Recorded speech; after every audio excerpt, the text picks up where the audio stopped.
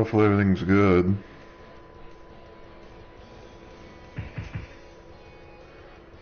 there's SiriBot and the Stream Elements.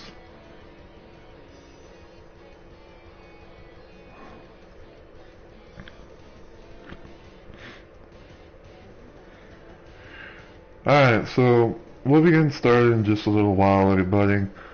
We'll hopefully be getting started around the 4-minute mark on the elapsed time on the top left of the screen there, so until that time and everything, you know, get thyself prepared, and I'll explain everything and stuff in due time.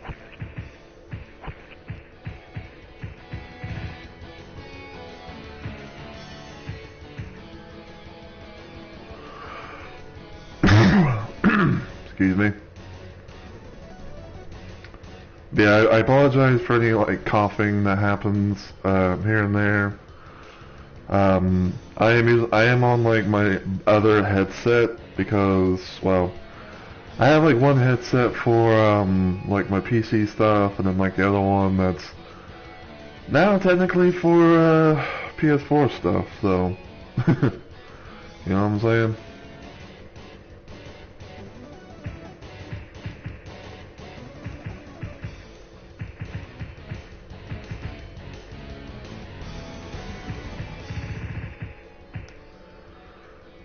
But yeah, hopefully everything's playing out nicely.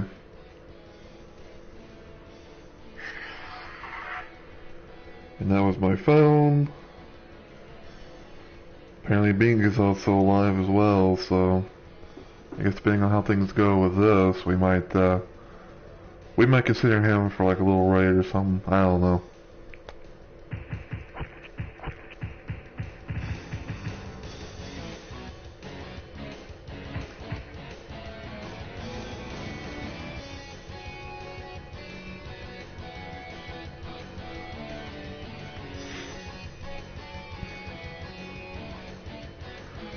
Yeah, like I said, hopefully, audio is, you know, coming in nicely, especially like from my, especially from this headset and everything, because I would use like my other one that I use for like my PC stuff, but I don't really want to have to like, you know, fiddle around with like, you know, unplugging it from my PC and then, you know, like, and then put it into the, controller and everything like that, so, yeah.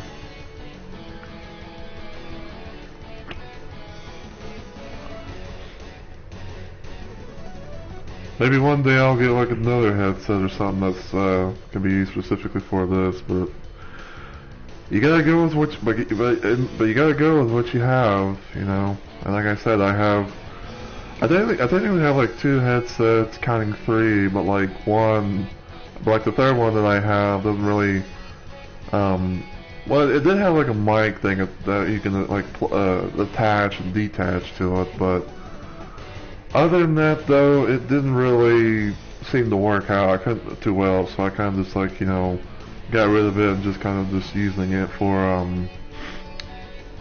like random backup, just in case, you know, something happens or whatever, and all that. I mean, I think it's one of those like USB headsets to plug in.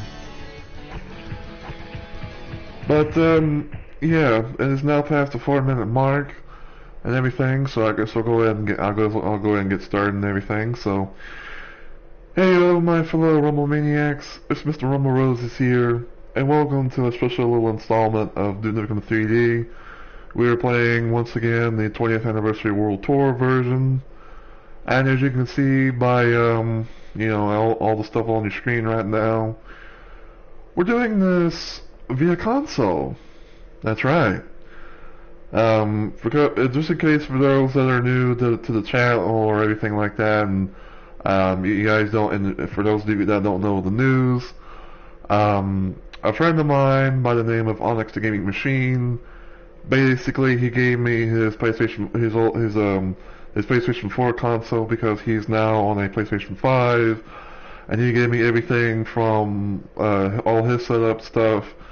To me, it's like a bit of a early Christmas present, which I did not know about, but I'm really grateful for and everything. and one of the things about it is that and besides like the console and everything, he gave me a few games.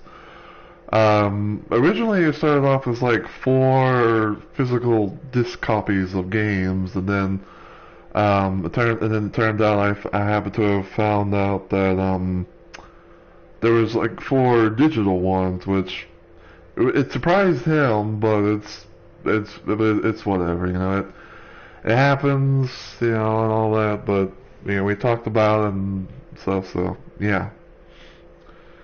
But yeah, today I was going to be trying to probably do some more cave story for PlayStation 1 and everything, or using DuckStation and stuff like that, but I figured that what I would do is kind of just do something like an actual stream type of thing with the PS4. And I figured, what better thing to do than playing some Duke Nukem 3D. Now, as you can tell by the title of the stream, we're going to be on the hunt for the developer commentary. Now, allow me to explain what I mean. In Duke Nukem 3D World Tour, there is basically like a little interactive developer commentaries throughout some of the levels and within some of the episodes of Duke Nukem 3D, from like the original 4 episodes all the way to even the new episode, which is called Alien World Order. I originally was actually going to at one point do a thing with this whole series where I was going to just just play around with Duke Nukem 3D World Tour, and then try and like hunt down the developer commentary and listen to them and stuff like that, just to see just to see like what's all been done, like what all kind of like behind the scenes stuff that we could be able to find. So there's that. Oh, excuse me. And because I now have a PlayStation 4, I figured, what better way to do this than, trying to, just have some fun on there. Sorry, I'm just kind of checking something real quick. Testing.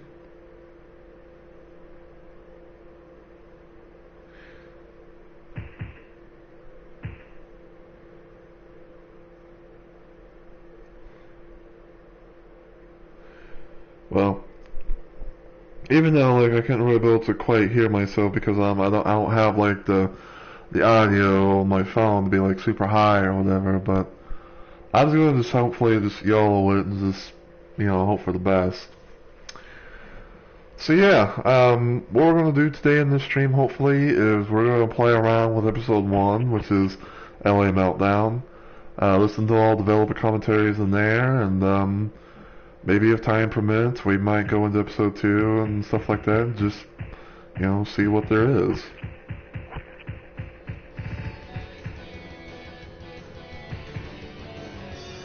And also, before I forget, I just want to kind of put this out there, but if you guys hear any echoing from like the game and everything, I do apologize. I can't really be able to do anything with that because from what I was told from Onyx, all the audio from like the game is supposed to like come into the headset and everything, but I don't really know for sure like if that's like something that you have to like change around and play around with in the settings or something like that, but basically all the audio from the game is going to be coming through my TV as well, so like you guys might hear like, say for example, like you guys might hear like on your end, but then like you hear like what I hear and everything like that. So yeah, again, if you hear any echoing, I'm pretty much aware of it. I think it's probably because of like the whole situation of like my mic, kind of like picking up everything like that. So just please, understand that I'm aware of it. I know it being a thing, but it's just I can't be able to do anything with it. So anyway. So we're gonna go with the LA Meltdown, Hollywood Holocaust, and Piece of Cake. Damn, those alien bastards are gonna pay for shooting up my ride.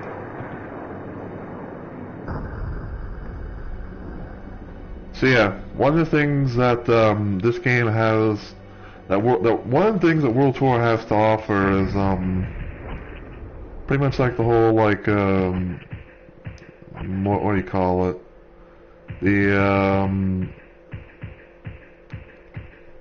The true 3D. I almost want to say like it's somewhat related to like the polymer lighting or whatever, but at the same time, like polymer lighting didn't really do much of this with anything. But I'm gonna kind of just play around with it a little bit, see how things look and stuff like that. I pretty much have played this game already on PC without the true 3D, so we're gonna just play around with it on PS4 and just see how it goes. But anyway, so here's a little introduction, so let's listen in. So we are doing developer commentary of episode 5. It's hard to believe, but after 20 years, Alan Blum and Richard Levelord Gray have come back to build all new content for Duke Nukem 3D using pretty much the original tools. Now the engine is upgraded. This development commentary will talk about some of that. You can also tell that we're able to put a lot more detail in these maps because of increased performance of computer hardware since the last 20 years. It's pretty exciting. We're getting an all-new episode for Duke Nukem 3D in the classic style. Now, if you're playing this for the first time, because I don't know if it happens I can't remember if it happens on the Steam version, but apparently if you listen to your first piece of developer commentary, I think you get a little achievement called I think it's that's what she said. Which is basically, just listen to, this at least one, dev commentary thing.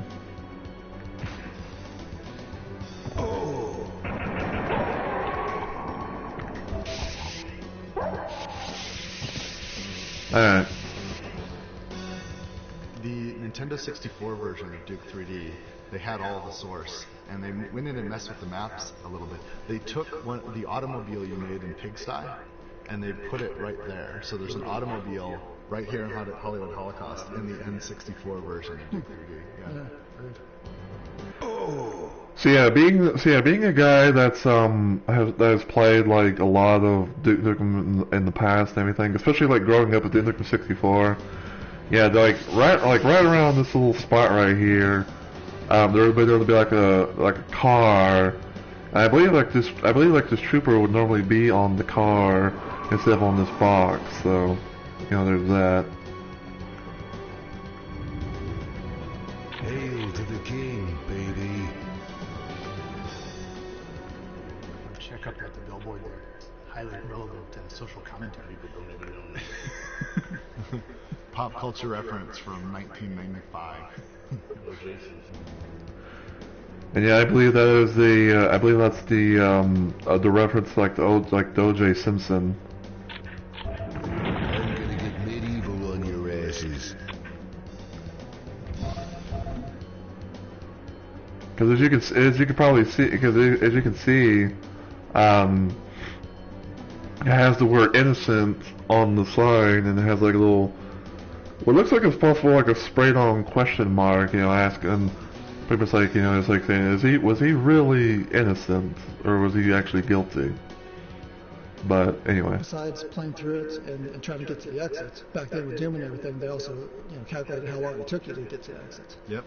So yeah, the fastest exit you can actually run right around the back corner right now. I saw a video of one person way back when, and they would run up here, grab the steroids, and use that to jump out of this window, across over to that ledge, and then around the corner while on steroids, jumping up and hitting the exit. And they're done. And they finished 10 seconds. Yeah, the whole level was 7 seconds or something insane.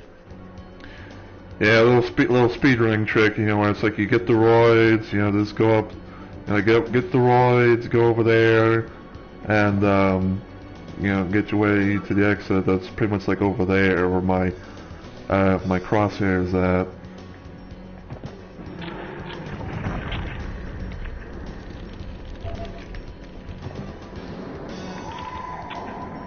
There used to be a lot more stuff here. There used to be a bank across the street. There used to be a bridge going across the corner by the innocent sign that went to a garage that you started at. Well, all that was reduced because if you stood in this corner, we had to get 20 FPS On standing in the corner. DX266. Yeah, something like that. Yeah. 66 An Intel megahertz. DX266. Not even a Pentium. 20 frames a second, which is pretty And slow. we'd cheat. We'd go down to 15.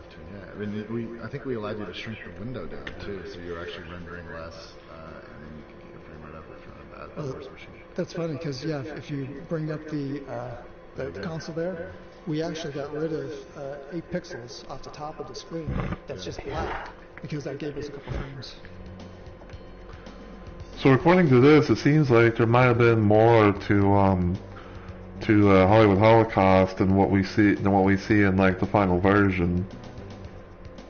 So it would have been interesting to see like if it would have been interesting to see like possibly Hollywood Holocaust actually getting expanded. Who came up with this idea of bleached blonde biker bimbos? Tattoo.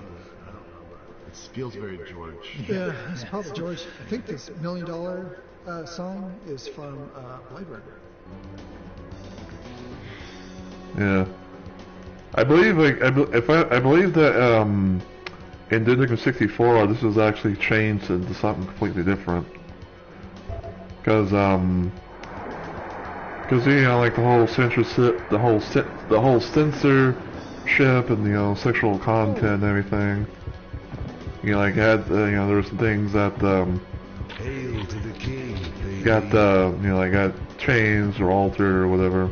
Look at those high-tech fire spikes.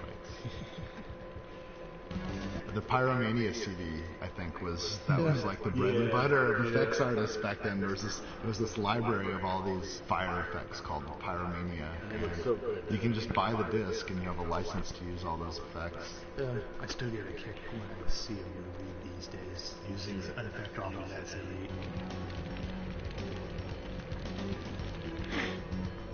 Interesting little thing about the fire graphics. If you turn to the right, go down, there's a fire hydrant. This is one of my favorite things about Duke 3D is watch this. And if he was damaged right now, he could even walk up and use a drink from it, and he would get 1 health point for each drink. Like the fact that just any interactivity at all was a miracle back then. Sorry about that. Just checking something real quick. Hey, McMorgan's gone live.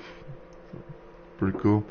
But yeah, this is you know, kind of a neat little feature right here. Just, you know, being able to actually like, you know, drink from the fire hydrant and, you know, get and slowly but surely get your health back.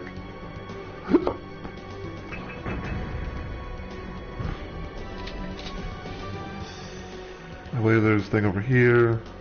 This was, I think, your intended critical path for users that didn't find the secret of the rocket launcher, because you could open those doors and go in the back door. Yeah. Yeah, this is like the quote unquote normal path that you would take to you know, to get into the building here. Groovy.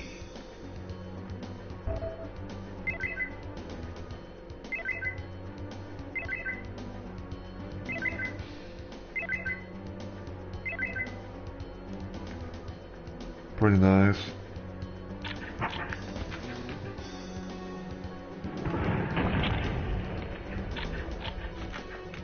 Who wants some? There's secrets. That opens up a door up there. It's always hard to find. You know, I don't remember ever finding it. All the time we spent playing it over. Some of these things I might have put in for deathmatch so I could win. Yeah. Oh yeah, the whole situation with like deathmatch or what most of us call is like Duke match, like having like the whole Duke matching scenario.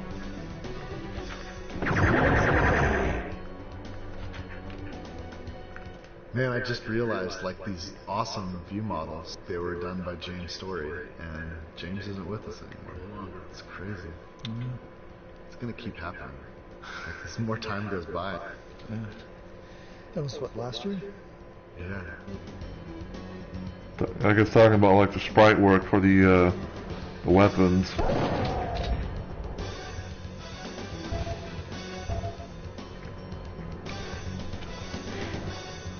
I believe this is like a three-parter right here, so I think it's like start with this one. It's so nice these days. I can put in a bug report on editor issues and they get fixed. They get fixed. Yeah. In fact, they yell at me if I don't report them. Yeah. Like, why are you living with us? The future. There's up to 8 players, and the order, the spot that player 1 would spawn in was whichever was the first sprite dropped. Right. But every time you saved it, it would reverse.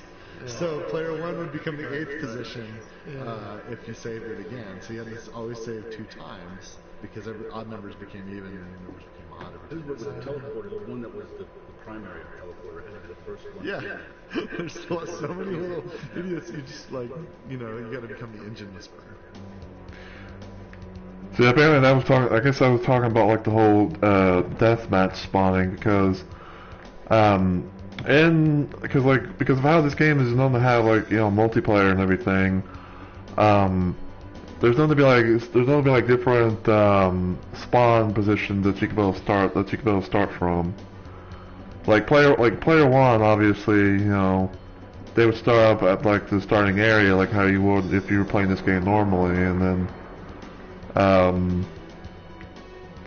I don't know for sure, but I think like maybe player 2 may spawn in like the bathroom or something, but yeah, that's kind of just one of the things that I remember about like it's one of the things I kind of remember like back in the days whenever I played like some some some dick matches and everything. Well, we're doing a re-release, right? Yeah. Can we go fix that? I don't know. I can't live with this. Don't save twice. Yeah. Yeah. Speaking of If you that. fix it, save it twice. Yeah, save it twice. There's a spot right over here. This texture went out, it's misaligned because of that stupid ass bug. And George would always point that out to me. He's like, Richard, why tell me about that? There's that. Now we're gonna go to the bathroom.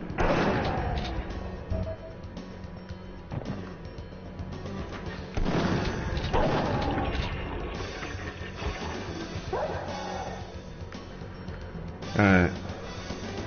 Oh, we're in the bathroom. Yeah, look at the sweet This is gonna be mirror. a trigger. And See, and you can jump, and it would actually just mirror everything. yeah, no mirrors in Doom, so yeah, What- you never saw yourself. Damn, I'm looking good. Damn, I'm looking good. The engine will cull everything that is outside the visible set. And if it's not a playable space, like if it's the negative space, if there's no actual sector there, the engine will just say, I don't care, I'm not going to draw you. He's cheating the engine and he's saying, hey, through that portal, draw this again, just flip one of the axes. Why does it work for the security camera? Because it's looking into places that actually exist. Oh, that's right. Yeah. Okay. I was talking about the whole thing about the mirror. Yeah, the other thing that I was think on is that mirrors are still a rarity in video games to this day. Here's a problem we solved in '96. They're expensive. Yeah, it's so expensive. They're expensive from a performance point of view. Duke needed to see himself, I guess. That's absolutely correct. You can't have a Duke game where he's not looking in the mirror.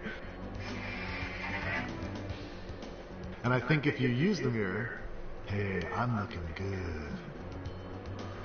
Yeah.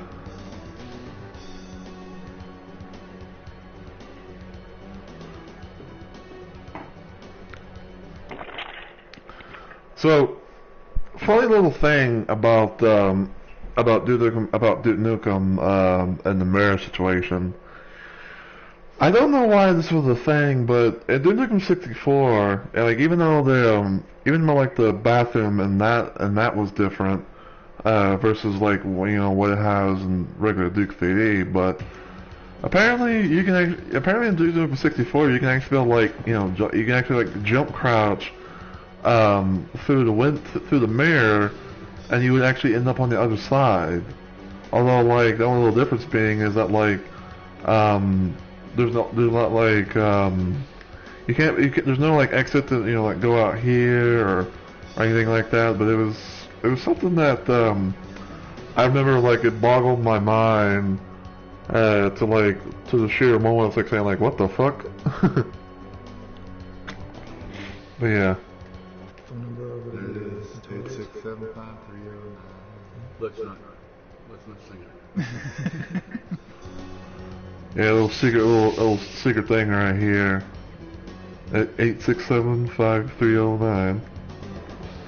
It's been I can't remember what song that's from originally, but I remember hearing something. I remember hearing about it in the past. Chuck had to do a special, like he had to create frames just to have him sitting and get up off the toilet, just for that guy. It was well worth it. Absolutely.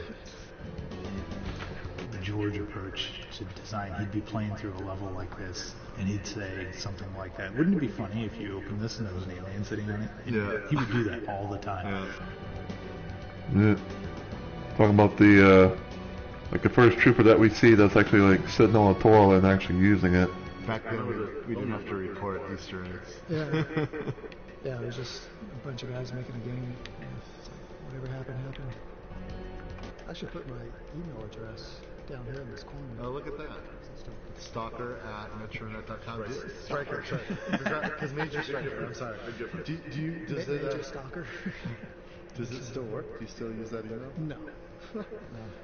I actually didn't get too many emails. I was afraid I was going to like get charged for tons of emails or something like that. But yeah, I got some emails from people saying, "How is this?" Did I win something? You won my thanks. Yeah, an interesting little finding right here. A little Easter egg.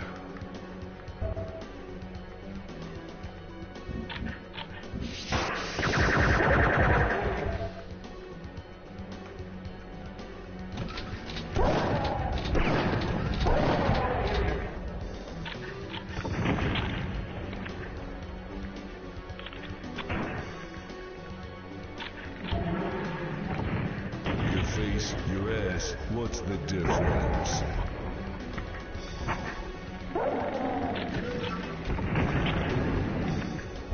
Come get some. Alright, we're gonna go down here. There's a couple of things down here to listen to. This one's set off by an earthquake. Oh, that's right. Yeah, if you walk here, you get some sector million. Because the joke is that in California there's earthquakes. It's true. And this is Hollywood Holocaust. There are. We just had a massive earthquake in LA when this game was being worked on, and I think that's why that was such a prevalent. Like it was on everyone's mind. The Northridge quake was like a 6.9 on the Richter scale, wrecked a lot of stuff, destroyed all the freeways, and I think that was in the news. So that's probably why they did it. Is that the default wall texture down there? Which one? This one? No, I think that's. Is that default? I don't know. No, the default was a longer brown brick. Yeah, we used that one. Yeah, there's all that.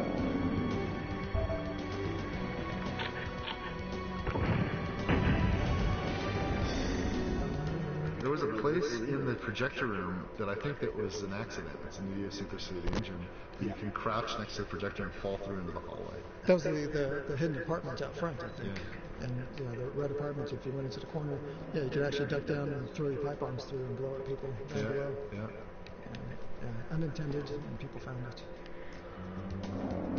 I think I remember something like that happening back in the day of like me playing the Duke Video online, where it's like someone that would actually be able to, like be in here and they'd just be like just chucking pipe bombs or something. Like they'd be like just chucking pipe bombs down, and they go then they go like right through the floor or whatever. Yeah. Look out the window. What's on the screen? You can open the theater window. Oh, what? It's that kind of theater. I think it doesn't matter how old the people were working on this game. They all had the mind of an adolescent. That's this as we are. Always never grow up. Yeah. Excuse me. But yeah, another little thing about this game is that like as I mentioned earlier about like Duke Nukem 64, the movie that would play is completely different than what you see in like Duke 3D itself or whatever. 'Cause basically like you would play like if you were to play Duke Nukem 64, you know, no matter like what the circumstances may be or whatever, your main thing would be that you would the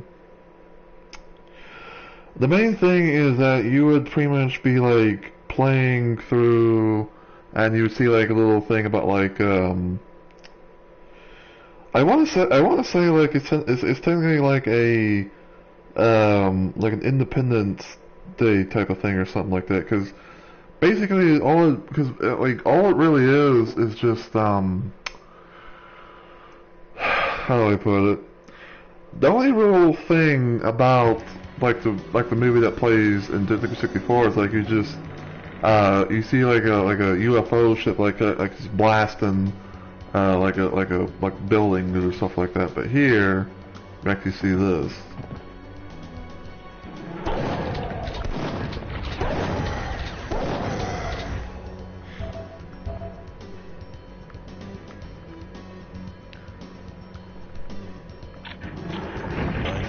Smack dab on your ass.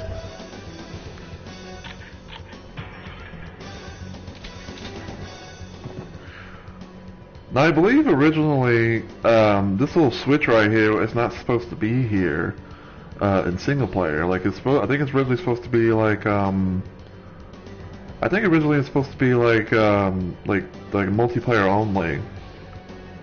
Because sometimes I think like people would you know, like they would like come in here, maybe if like, you know, if they somehow went to this window, and you know, like, you know, it's like they would do all that, and then you could be able to open up the curtains and all that stuff, I believe. I guess maybe not. I mean, but it is known to be a thing. So.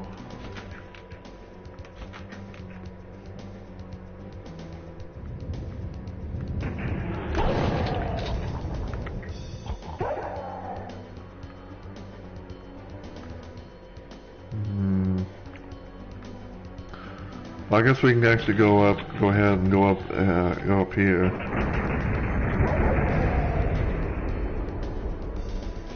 Yeah, there's a few things here, so let's start with this one. Yeah, everything we did was pretty hacky. You know, we didn't have Unreal tech that we have now with, you know, tons of features and tons of variables, and you know, it was pretty hacky to have a C9 sprite that you shoot, shrunk it down, and that was a way to tag it, saying make this invisible and do explosions based off something else. What one designer calls hacky, another designer calls genius. I think in game design, everything a designer does is a hack. Yeah. Until a coder gets tired of it and makes it a feature.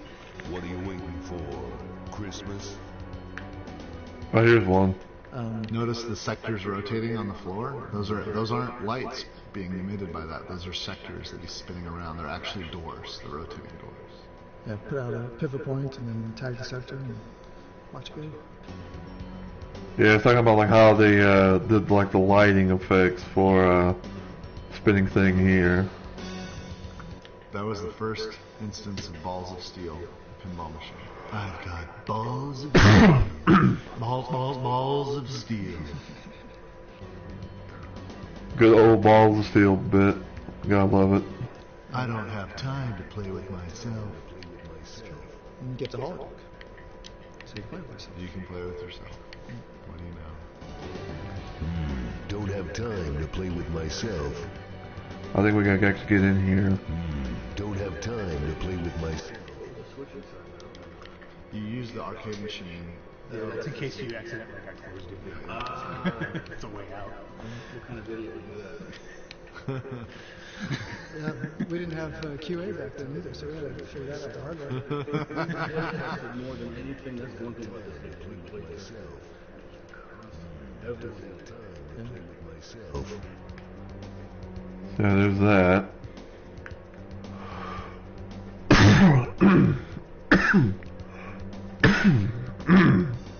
Again, apologies for the coffee. I know it's probably a little bit louder, you know, when using this headset versus my other one. First pig cop. This was a funny joke back then. I guess it's almost relevant again now. We have so many cops shooting people. Yeah, that's fun. It's interesting. Like we went through a period. It's hilarious. We went through a period. We went through a period where we started to respect our police officers again. This joke became less funny, and now I think we're back where everybody just wants to hate the cops. Well, you know, I don't hate the cops. I respect law enforcement.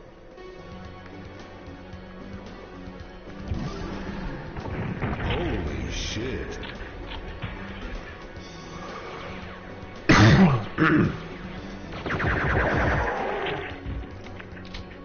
Alright.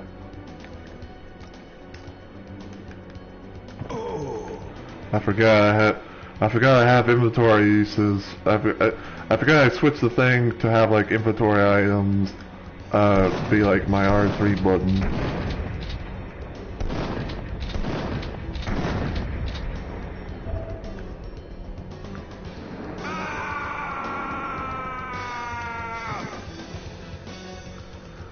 And there we go.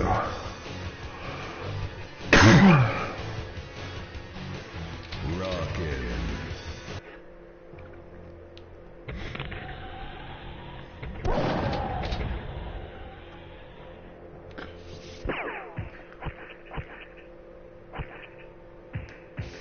Yeah, make our first save. Hail to the king, baby.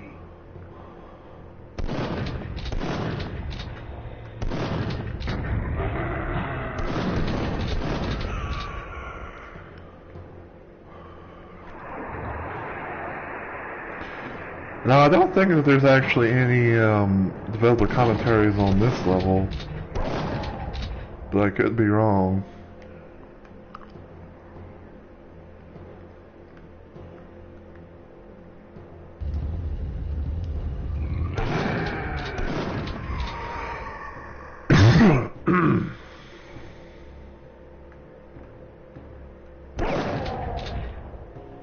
Cool.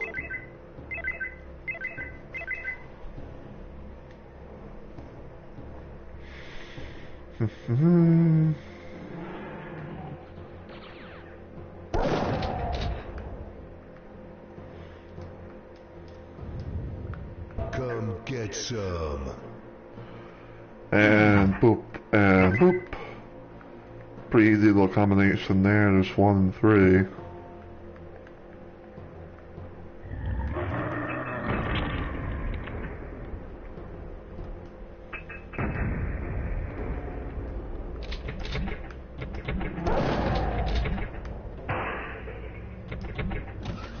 Come get some.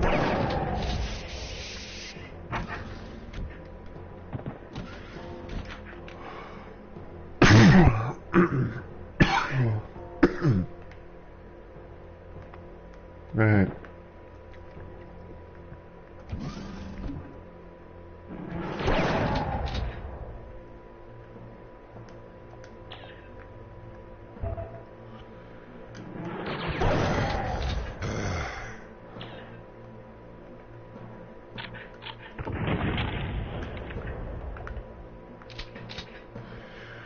Alright, now there is going to be a pickup that spawns here shortly whenever you pretty much go up here. Groovy.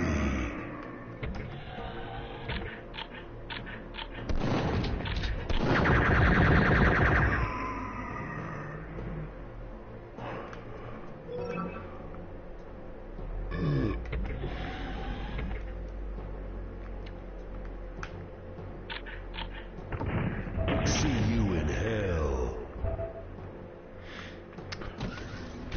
Now here's where you would normally where you would get the blue key card and everything, but We honestly don't really need it because I'm going to show you guys a little trick that you can be able to do in Duke 3D. And you can do this on like PC or console. So yeah.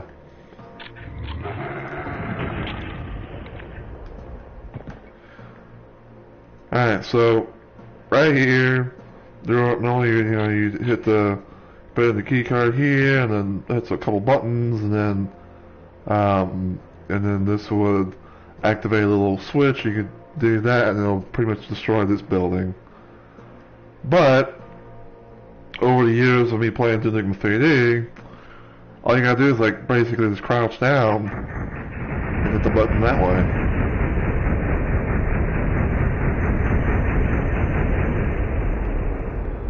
And there you go. It could possibly be used for like little speed runs, Strat, if you ever wanted to like speed run or just like randomly quick run through red light districts.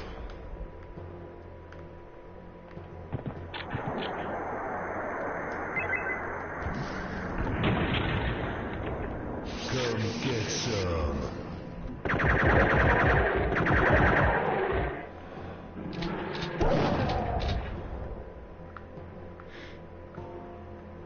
And yeah, because of how this is like, 20th anniversary World Tour and everything, the red crosses have been replaced by like these little pill things. I still don't really get the whole situation about like why that was such a big deal, but I think like originally American Red Cross was like, oh, we don't want to. We don't want this being a thing in games or something. I don't know.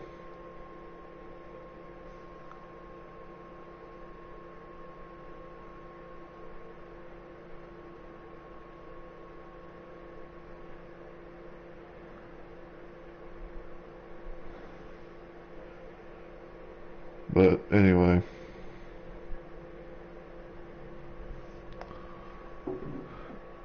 I mean, like in a way, like it's kind of stupid, but like another way, it's just like, it is what it is, I guess. I mean, it doesn't really bother me that the health pickup stuff doesn't have like the red crosses on them or anything, but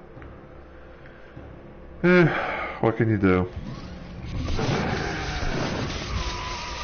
Groovy.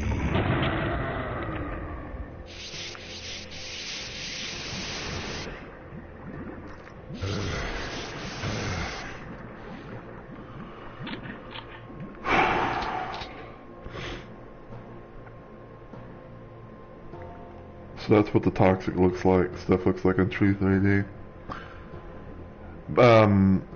I think like if you play on something like Let's Rock or at least Come Get Some, there would actually be like an Octobrain like in this area, which is one of like the rare times you would see like that enemy so early on.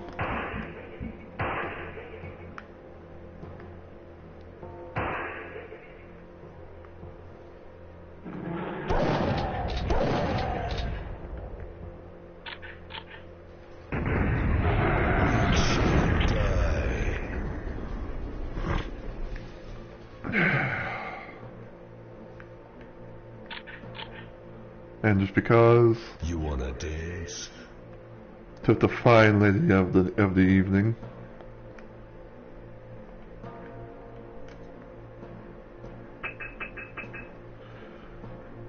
There's a reason why I'm doing this.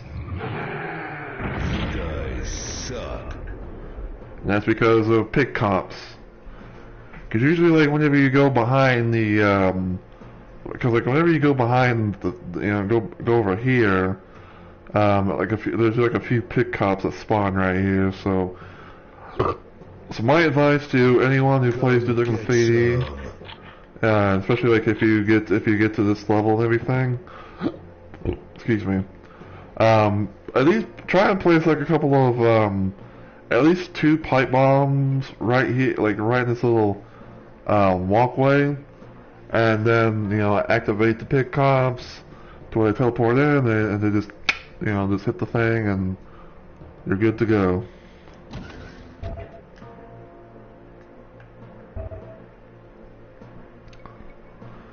But yeah, like I said, that's another little situation of that happening.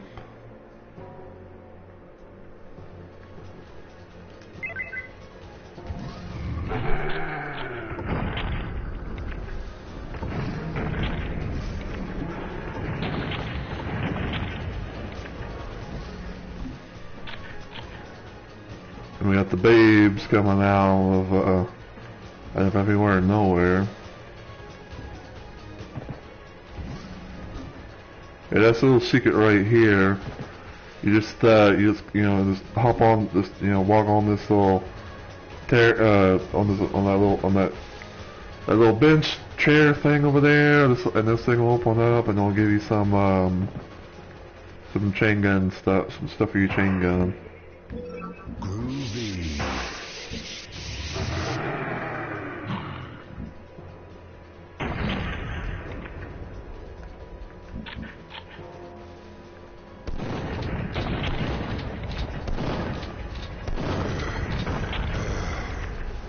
Somehow you survived. Eat shit and die.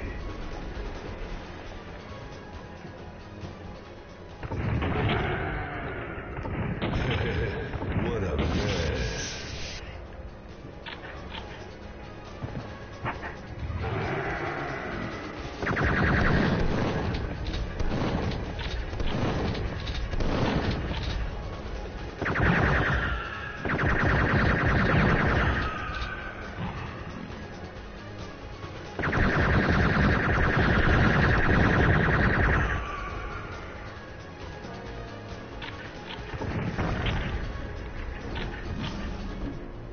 I almost forgot about you, but not fully.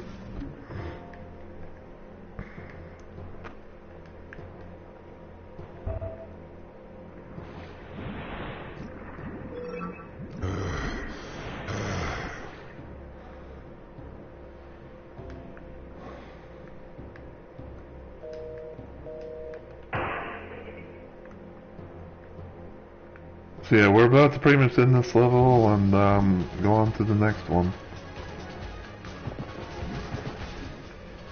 So I'll just do this for the hell of it, Get because, some. why not?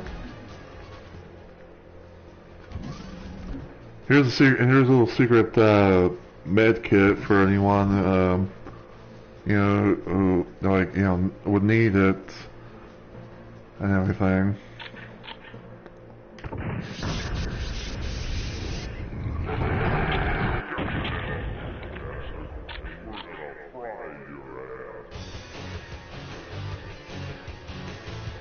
Rockin'. And hold forward.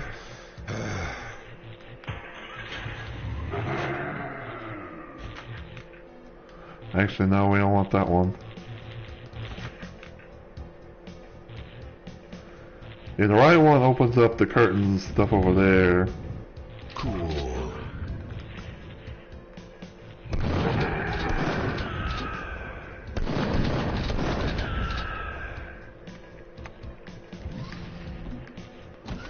Cool. No, I actually did play a little bit of this before I even thought about streaming this game. So some of the achievements early on I've already gotten.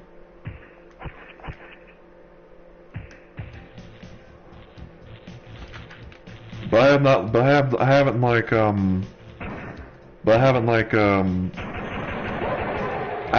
fully completed an episode at all.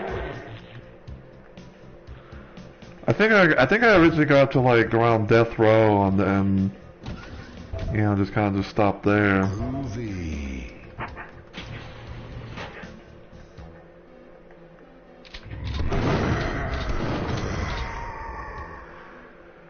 You always watch out for pit cops that are crouched, because normally they don't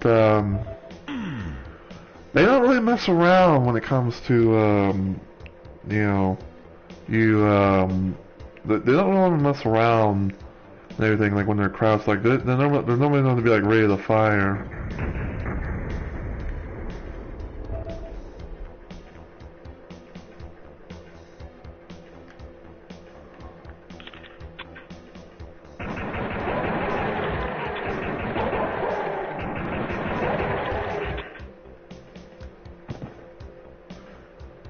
And then do that, when I hit this, it's going to turn the cross into like Nancy Cross.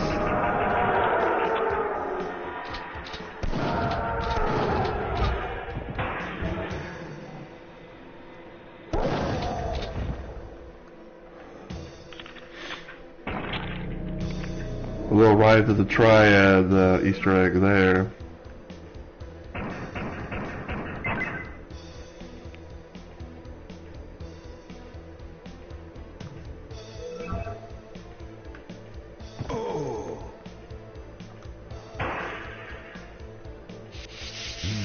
That's one doomed space marine. Cool. So now I got the first 3 weapons that you can get in the game.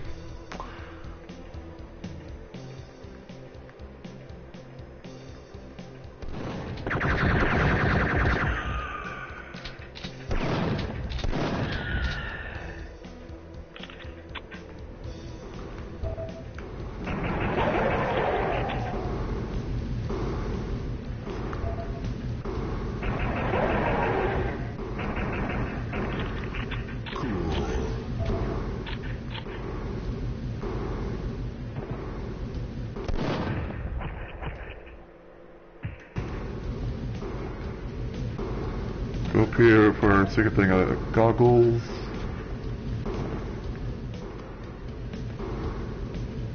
I am going to save that, I am going to try and save that atomic health if I can. Although I know there's going to be some others that will show up later on.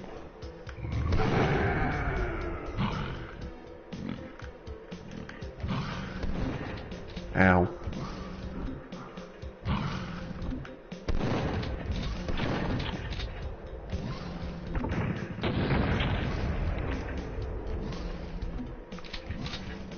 Yeah, sometimes you can be able to use the, sometimes you can be able to use the trip mines to your advantage if you can actually pick cops to, get close enough.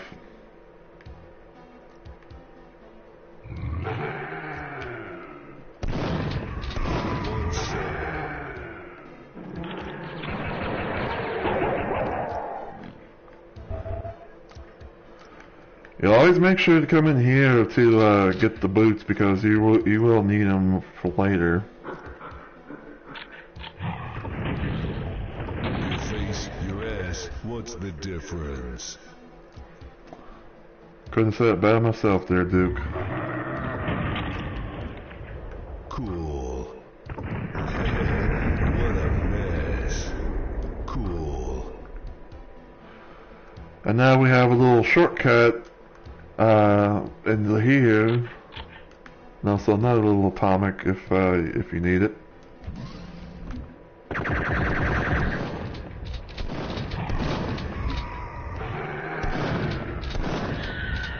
Come get some.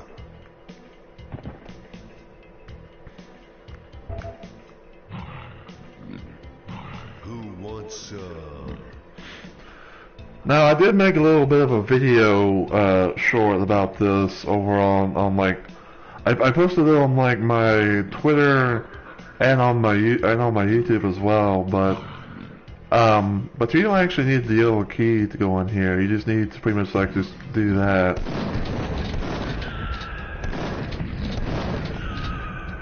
Come get some.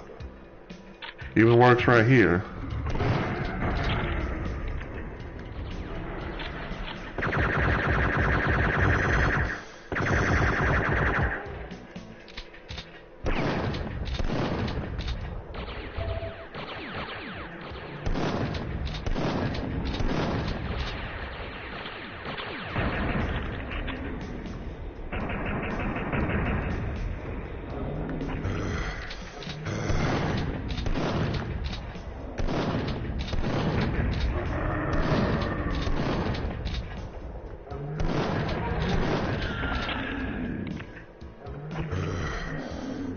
one of those rare moments where a pickup actually falls down and you can hear like the splat.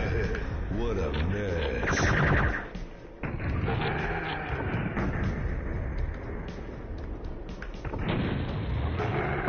Weird little secret right here.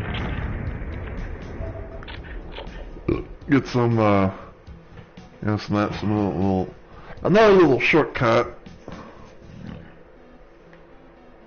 And if you actually, you know, if you actually activated one of the switches in this little area, you can basically be able to go into at least one of these rooms. Hail to the king, baby.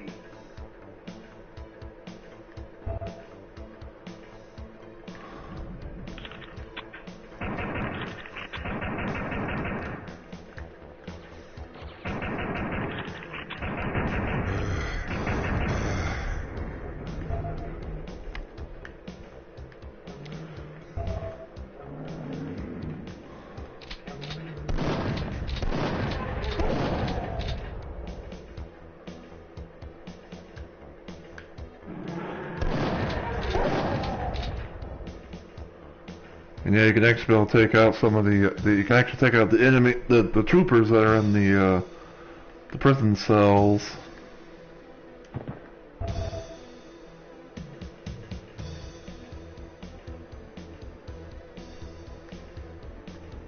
believe I got everything I needed out of here.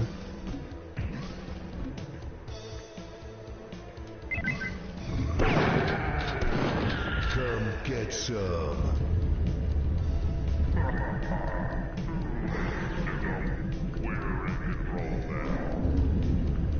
And that there's the battle war, ladies and gentlemen.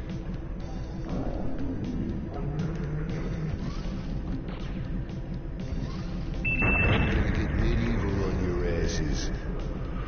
Ah, you gotta love the stupidity of alien scum. Bastard scum they are. Yeah, now we can be able to, Come get some. yeah, now we can build. Now we deactivated the force field, so now we can be able to go into those little cell areas and stuff like that.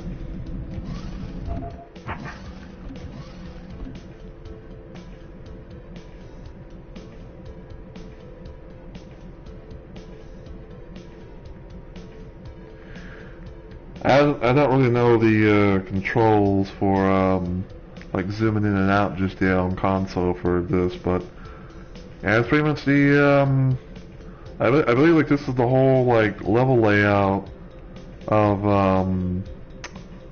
Death Row. So there you go. Groovy.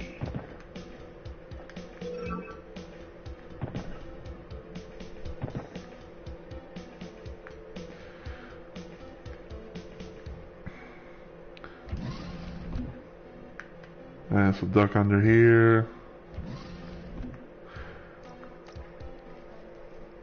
But yeah, there's the yellow key if you ever wanted to just do things the normal way. But do be careful though, because like once you get the yellow key, there's going to be like a little bit of a trap that happens in this little room. Like there'll be like some there's basically going to be like some trip mines that come out of that kind of just like come out of nowhere and just like get activated, and there's also going to be I think like one, maybe two pickups that you have to deal with.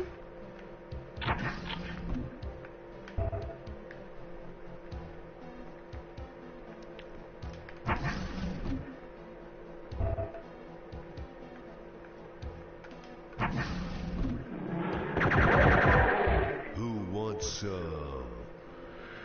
And so that's everything out of there. Good on shotgun shells. Nothing else, not really in there. Now here's where you want to go, because this is the path that you want to take in order to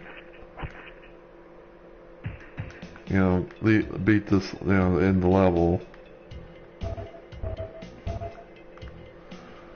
So there's gonna be like 3 pipe bombs, and like 2 different little sections and whatnot. But yeah, basically you have to blow up this wall, and then you blow up this other wall here, and it'll take you to like a little sewer section thing. I think I'll climb aboard. And there you go. There's a little ship for you to get on, the USS Dallas.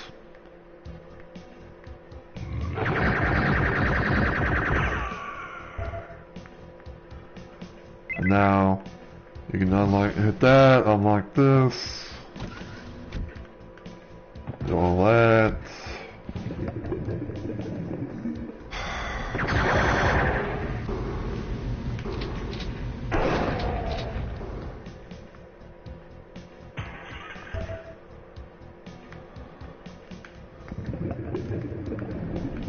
Who wants some? Now before we leave, we'll go in here because this is a nice little secret that I recommend everyone find, because it has not 1, not 2, but 3 atomic health. So yeah. Now we can go on to the next area.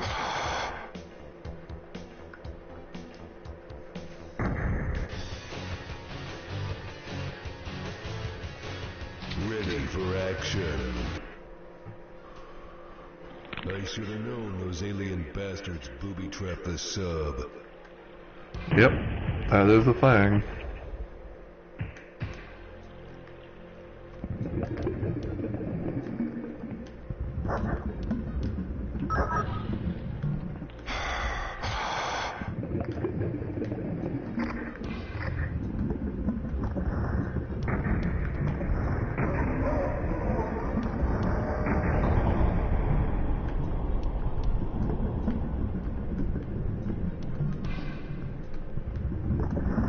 Blow it out your ass. Cool.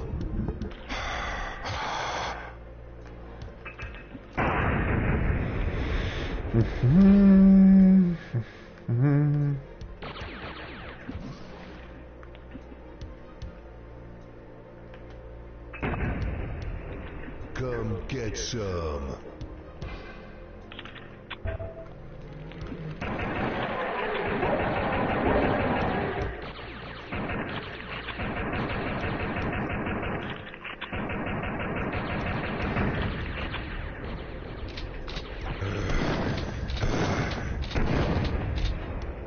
Alright.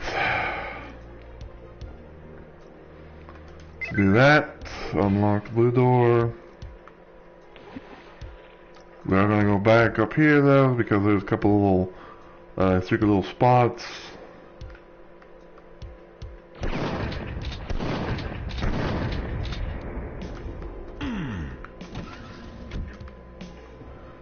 How did you get here?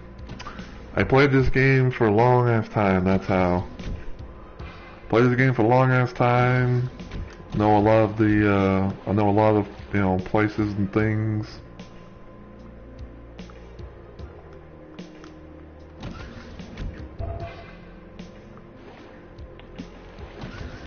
Now, right here, there's gonna be a little secret that opens up, but the main secret is like back inside the ship. So just run across there. You get like a secret place, and then you go back into the ship, and voila! Med kit, an atomic health, and some armor. Fresh armor.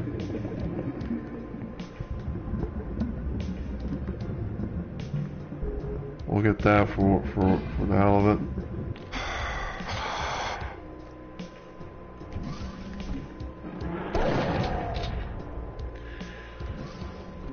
Now usually what I do is I make sure that these trip mines are pretty much dealt with, because we are going to be coming through this little spot later on. And also here's another little secret area for you guys. You know, you get some more chain gun ammo if you need it. This is also another way to get in here if you needed to deal with the aliens.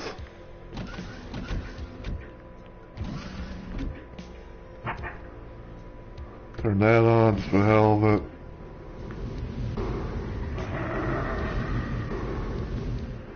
You're a pick cop. I think it's probably one up there.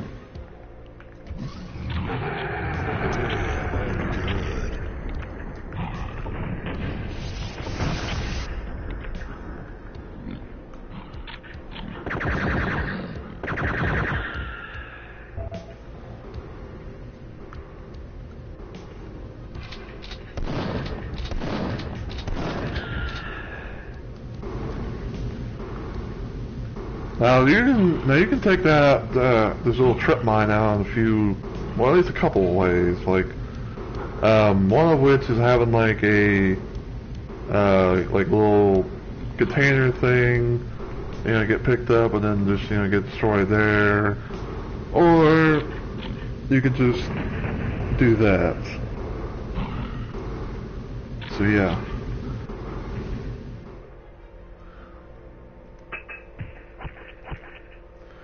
Let's see if I can pull this off.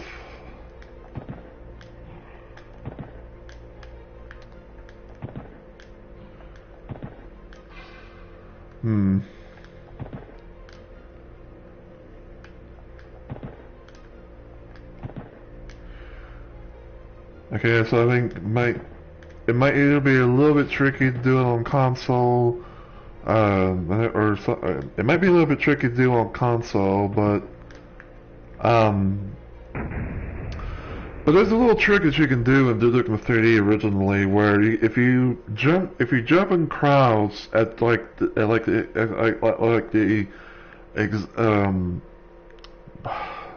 I'm trying to figure out what I'm trying to fucking say here.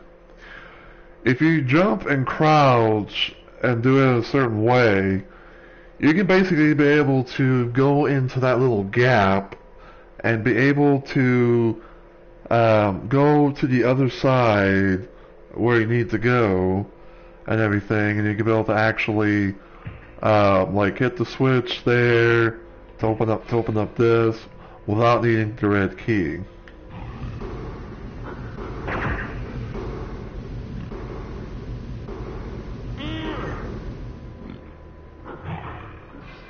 Yeah, because we don't have a jetpack, we have to let the claw pick us up.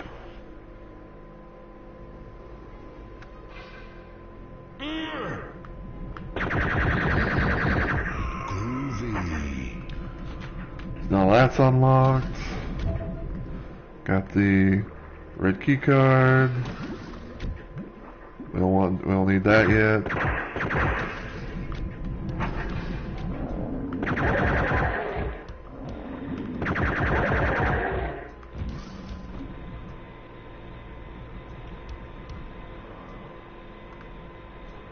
Come on over.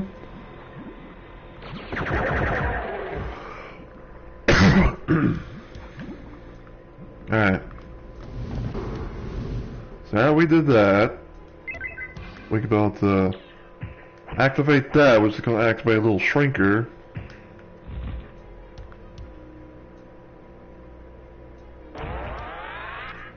And run over here. Because we're playing on lower difficulty, we don't have to worry about like the other. We don't have to worry about like the other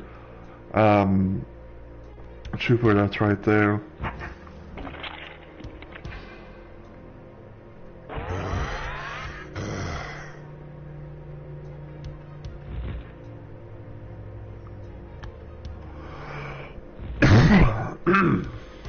Alright. We'll save it right here. Just, you know, for good, nice, good measure.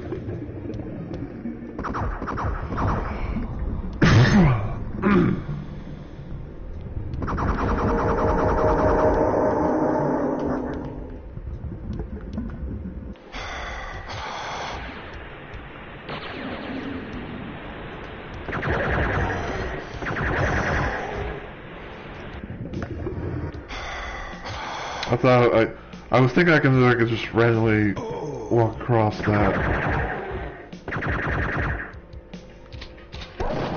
Groovy.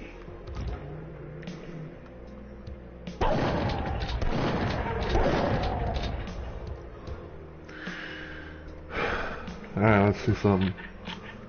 Blow that up.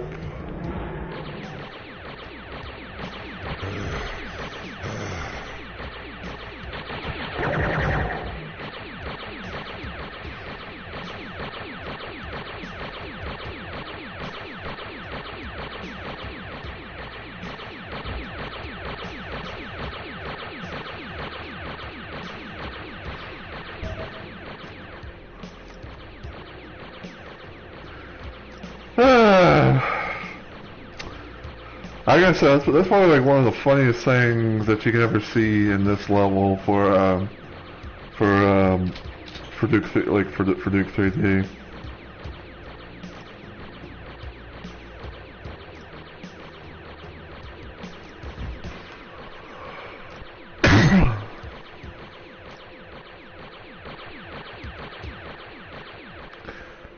Anyway, I'll leave that trooper alone for right now.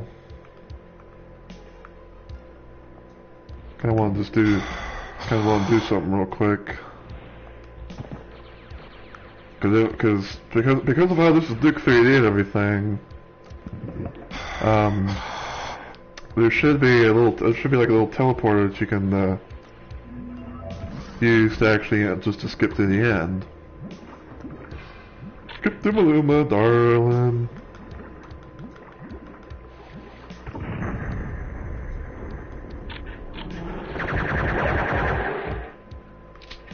And there you go. Now you can pretty much go to like, the final level, and deal the, final boss that way, or you can go to the secret level like the mysterious voice said.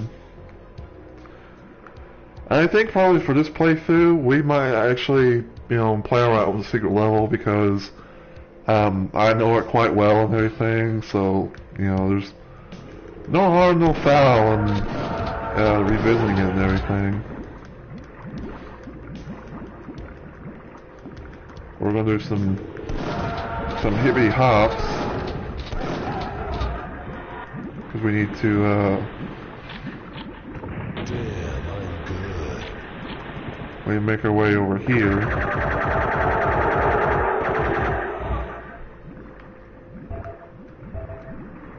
Ourselves,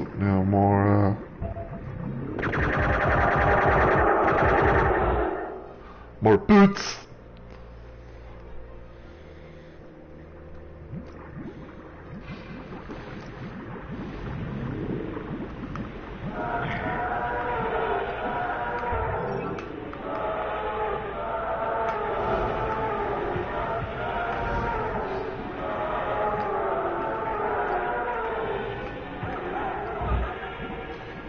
Now that's definitely something that could be worth clipping.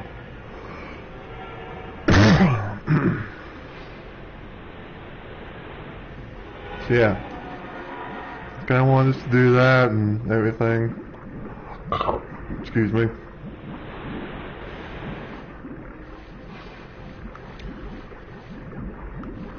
Yeah, now we're gonna go to secret level with episode 1.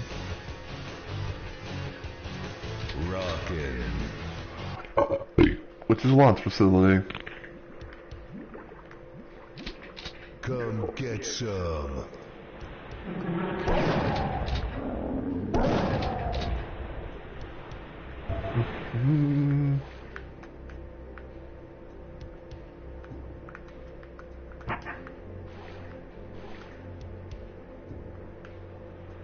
There we go.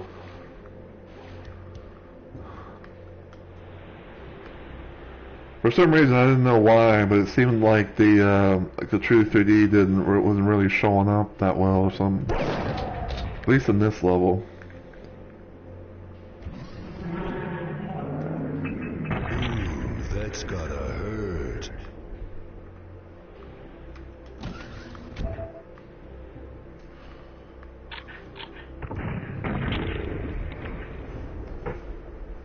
Yeah, when it comes to RPGs and Devastators, usually Octobrains go down in like one shot from them, which is pretty nice. Cool.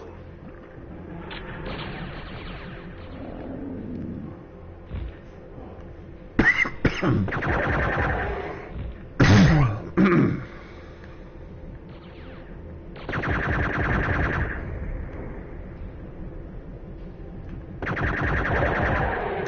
get some.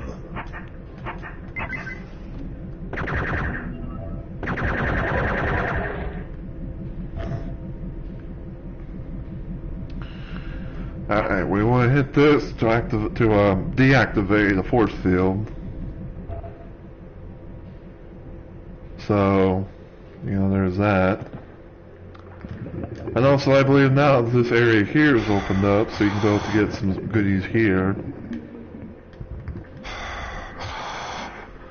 But hopefully everyone's enjoying the stream so far, though, and hopefully everyone can hear me and everything. I know that I don't have I know I don't have like you know, like a face cam thing going on. I mean, I have a thing for it, but without like my console set up and everything, you guys wouldn't really be able to see me. So, yeah.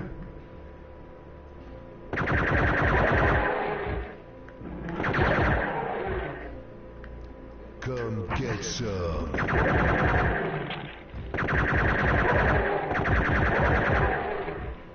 Come get some. But yeah. So, damn. That was rude. Alright, let's deactivate that. Because, you know, probably going through here sooner or later. Want to do that little spot sooner or later. Come get some.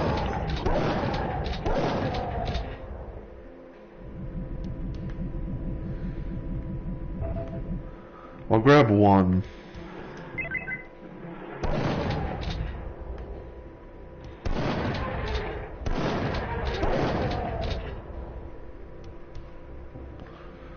But yeah, with the blue key, we have now activated this, I wouldn't say like a missile, but like, I think it's like a spaceship or something like that. The reason why I say spaceship is because we can technically be able to get on it. Which we will see in just a little bit.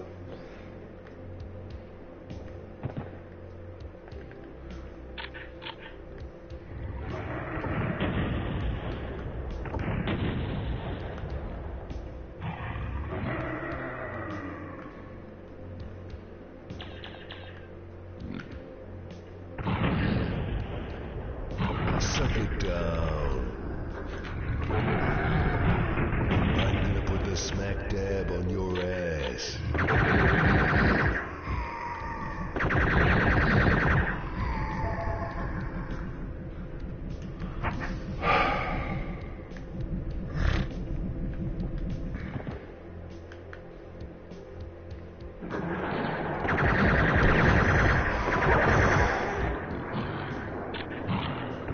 Let blood sort him out. Alright. So what next thing we want to do is we want to go up here. Be careful because there's probably, I think there's going to be a trooper. There you go. And I have you all set up a jetpack. And two babes that we unfortunately cannot say because of how this ain't Duke Nukem 64. Let's rock. Gonna rip him a new one. Anyway. So yeah, now we did that. This little area over here is now lit up. Come get some. And we have a switch. So 5, 4, 3, 2, 1.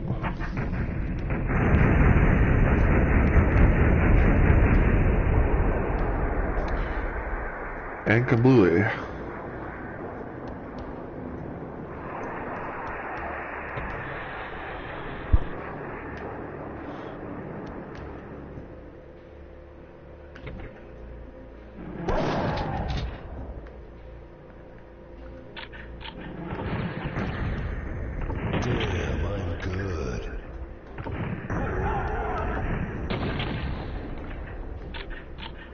Let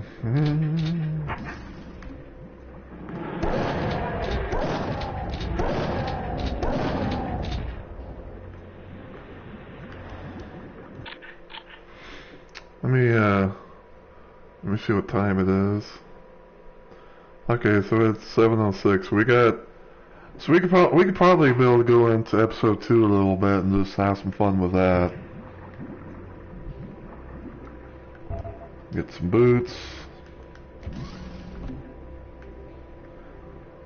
We'll save that for a moment.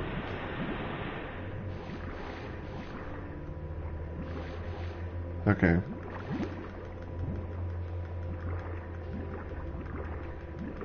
Kind of wanted to make sure there was no, like, Octobrain stragglers.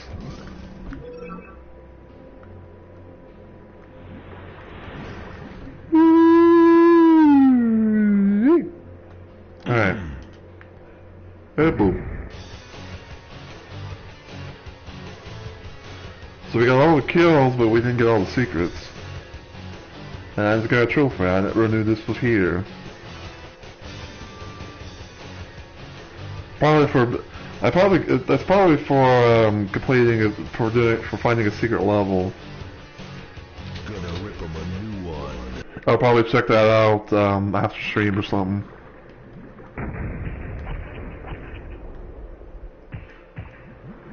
But yeah, final level time of episode 1. We're now at the Abyss.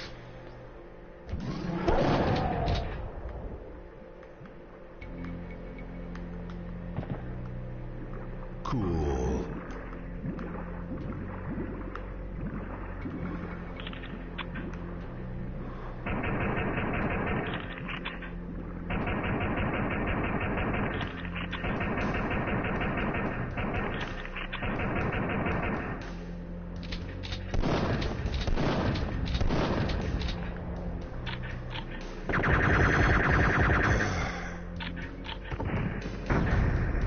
There we go.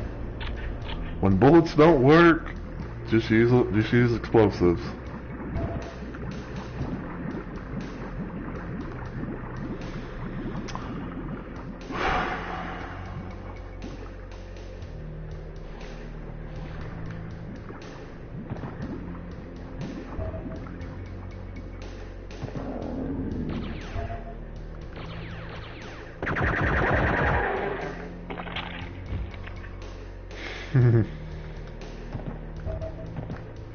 And to be honest with you, like, you can play, you can like, do this level one of two ways. And I just stupidly touch a fucking cactus. Hail to the king, baby. So you can either play this level the normal way, you know, like, going like, traversing the whole level and everything like that. Or, if you want to just, you know, get straight to the boss or whatever, you know, if you have a jetpack on you, you can basically just, you know, you can basically just like fly around and skip a good portion of this level. Which, to be honest with you, like, you know, it's up to you whether you want to, you know, to do it or not.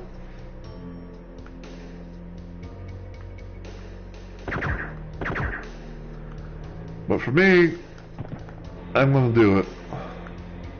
Holy shit. So yeah, all that happens whenever you get to San Andreas, whenever you, like, you know, get to this little plaque thing here.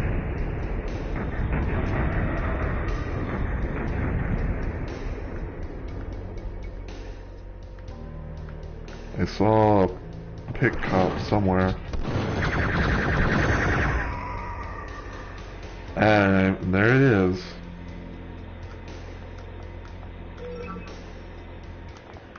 Oh.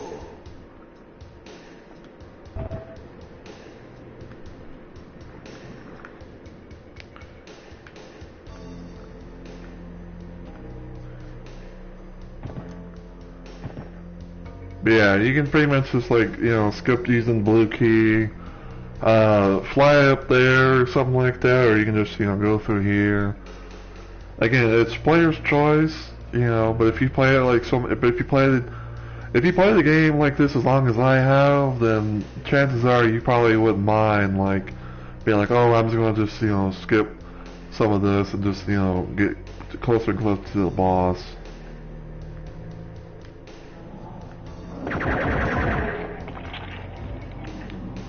Splat.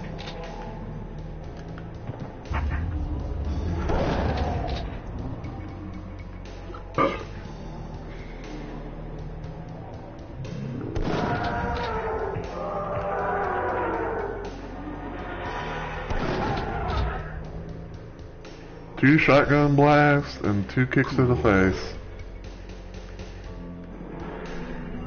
Come get some.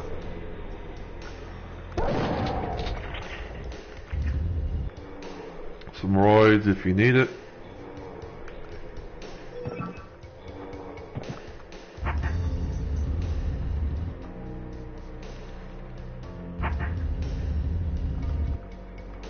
Come get some.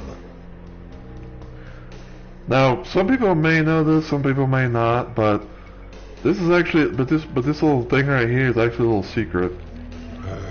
Takes you into this little part right here.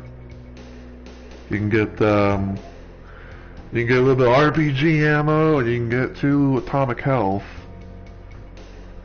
If you don't mind taking a little bit of burn, if you don't mind burning just a little bit, like, or whatever, but it's up to you.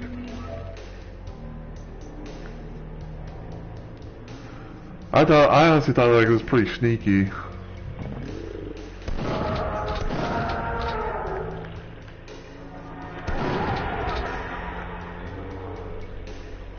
Now here's another area that you can do like the crouch jump maneuver thing if you're lucky.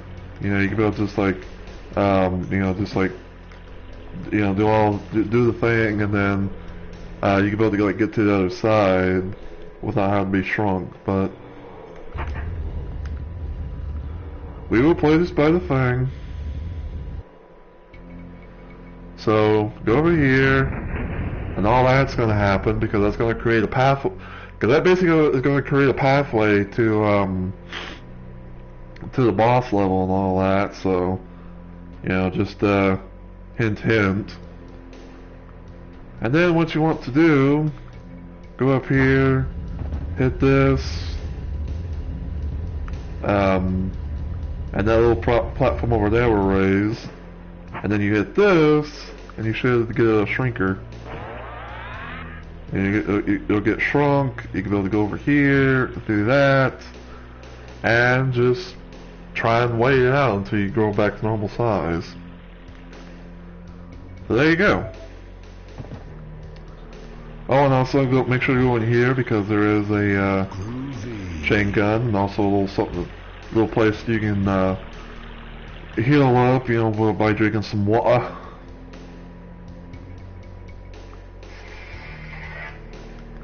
And my phone has done the thing once again. Give me a moment, folks. Probably someone going live. Whoop. 2 people going live. The Shroom and the Retrospector. Alright. So yeah. That's that for you.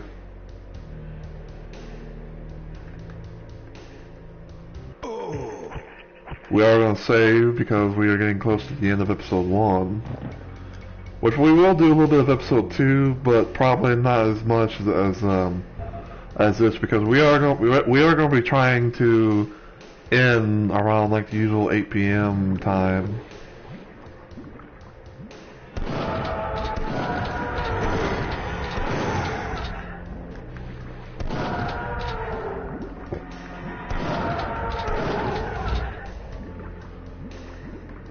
Now I believe there's a little thing that you can find up here.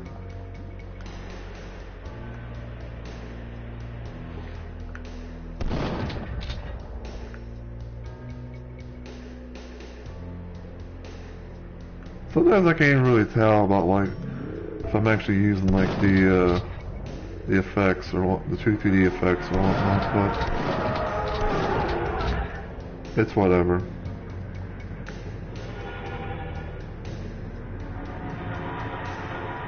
Hello. Damn, I'm good. So yeah, nice little secret right here. Holy shit. Got a babe, got a random babe, just pretty much just chilling out, next to like a bonfire thing, and you have 3 atomics that you can be able to use. She can't be interacted with, but I think that she can take damage, but we're not going to do that.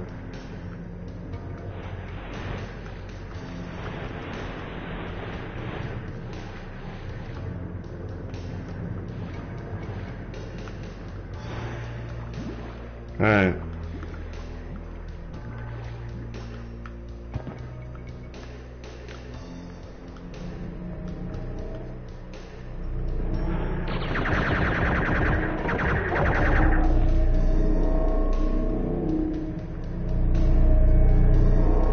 Atomic right there.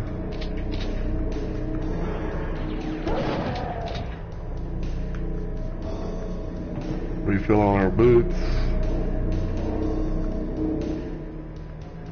Medkit, which we don't really need because we're good on health, and even the medkit itself.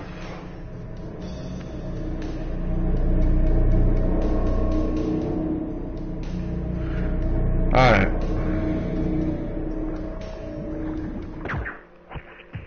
No, don't want to do a new game. I believe that there's a secret like way down there. So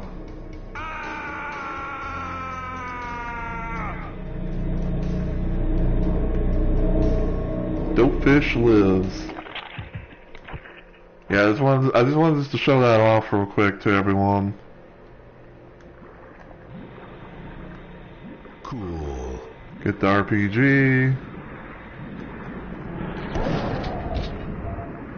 The reason why I use the jetpack there is because like if you I think like once you get near the end of the little pathway, it spawns some aliens, so I just figured, fuck that, just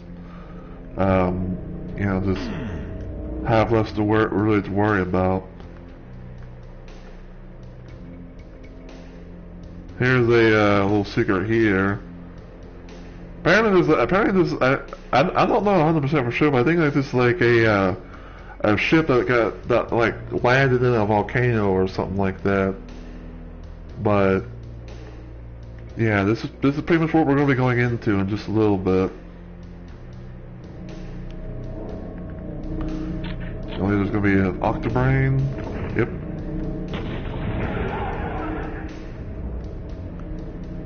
Alright. Hit that, so that way this whole thing can open up.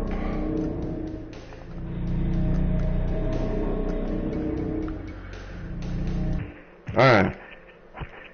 Save it here. So normally the first thing that you want to kind of do whenever you get around this level is you want to kind of do like a little bit of a lap. You kind of go around this, and open up a couple of areas. And also, like whenever you open up those little areas, these little platforms will pretty much come up, and you can be able to get like the RPG and the chain gun and the ammo for it and everything. So, yeah.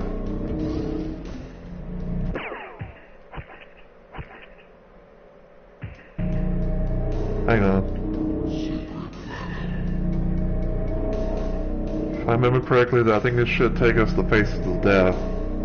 We're going to check it out, but we're not going to do it just yet. Rockin'. Yep, Faces of Death. Yeah, we will do that. Yeah, we'll probably do that after we like finish this little after we finish like this this boss fight.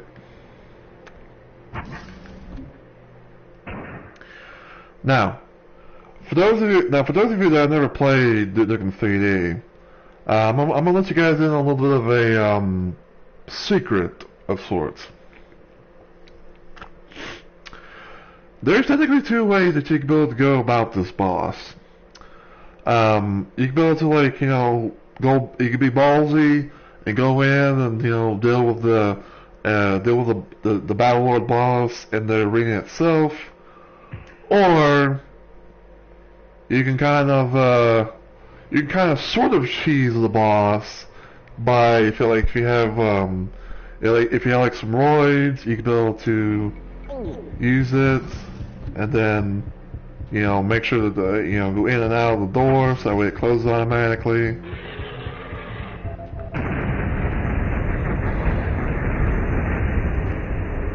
And then you can just go out here and just, you know, wait it out.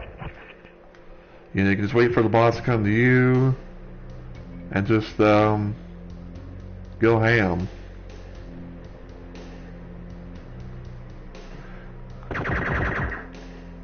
Hang on.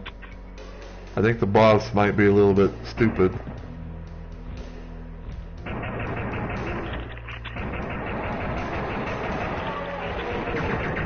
There we go. What are you doing?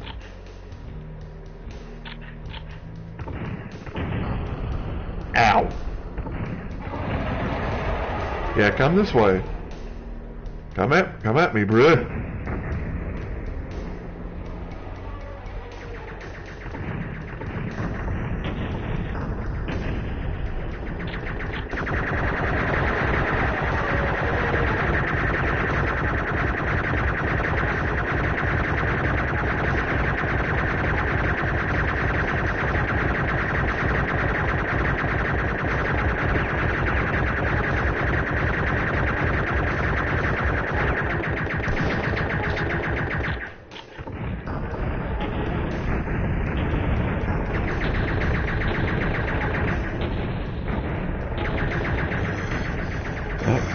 Be careful.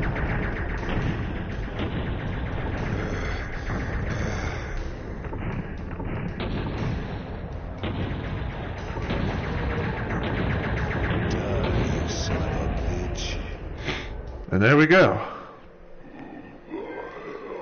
Piece of cake. Got a trophy. I'm Duke Nukem, and I'm coming to get the rest of you alien bastards. If anyone wants to try and randomly clip as much of that boss fight as you can, you know, feel free. After wiping the blood and brains from his boots, Duke explored the alien ship. Monitors show the Titanic alien ship hovering above Earth, with dozens of smaller ships offloading green cocoon-like pods. One showed them in close up. They all held women, still alive, just like the ones Duke encountered. Duke glowered at the pale green monitor light and set the auto-destruct sequence on the alien ship. He stared at the screen once more.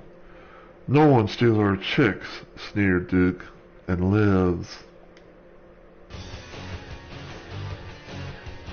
Let's rock. There we go, that was episode 1. Alright. So that was episode 1. Pretty much doing all the normal main levels and everything. I say normal main levels plus like the one original secret level, because for those of you that don't know, Faces of Death was not originally like a level that you can go to by normal means. Like you can't really able to, like, you know, go here and you know, get the you can't be able to, like, go here and reveal, like, the secret exit and everything. But apparently but apparently, like, in World Tour, they actually made Faces of Death as a secret level that you can go to, which I will try and See if I can play for you guys. Rockin'.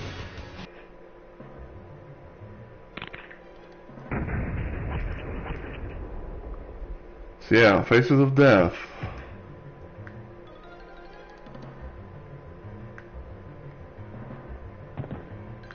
Yeah, this is the Faces of Death deathmatch map. I don't know this one at all. This one was cool because it had these teleporters going around the whole outer edge, Now, I remember that. and you could shoot your rocket into it, and it Yeah, would just I keep on remember going that. all the way around the whole map. So yeah. Hold on. So yeah, Faces of Death originally was made kind of like as a deathmatch map, but it is technically playable as like but it is technically like playable as like a campaign thing. I believe you can do it like in co-op as well, although I don't know like all the spawn positions, which I would assume that everyone's probably going to be starting up in here. So, you know, there's that. But basically in this level, there's going to be like a bunch of battle lords that you have to deal with. They're not the boss battle lords, but they're like the mini battle lords, but they can still be a pain in the ass.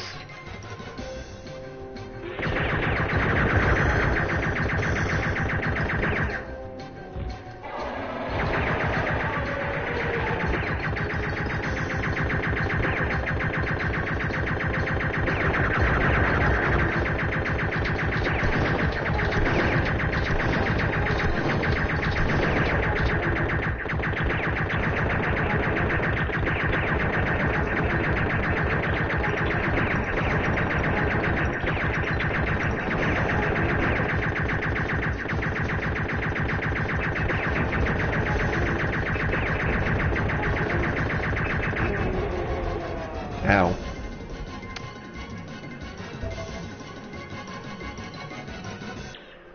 But yeah, you're gonna be seeing like a lot of mini battle lords. Like, this would definitely be a good co-op experience if you had like you know, someone joining you or whatever. I made one room. I should resurrect it. It's a room that's got like 12 teleporters, and they just shoot. You shoot one rocket, and then it just crisscrosses. And they'll keep going until they lose their accuracy just slightly, and then hit a wall eventually. Yeah, you gotta make sure you shoot perfectly level. Yeah. If you're up a little bit, it'll drift on you. Yeah, in deathmatch, I mean, the best way to do it is to get the rocket launcher and shoot it into the teleporters, and you probably get somebody. I remember having to play through all the maps in the very hardest mode to prove that they were playthrough. Yeah. And I don't know how I got stuck doing it, but Because I wouldn't do it. yeah, I don't remember how many days it took me to do it or whatever, but I remember going home at night with like motion sickness and just running around like an idiot, bouncing on people's heads, or just figuring out any way to get through it. Because there would be so many guys coming into a room. And that was the respawn. Yeah, they respawn stuff, and it's like, well, I knew the switch was passing, so I just jumped up on top of them and run across. And if it works, good enough.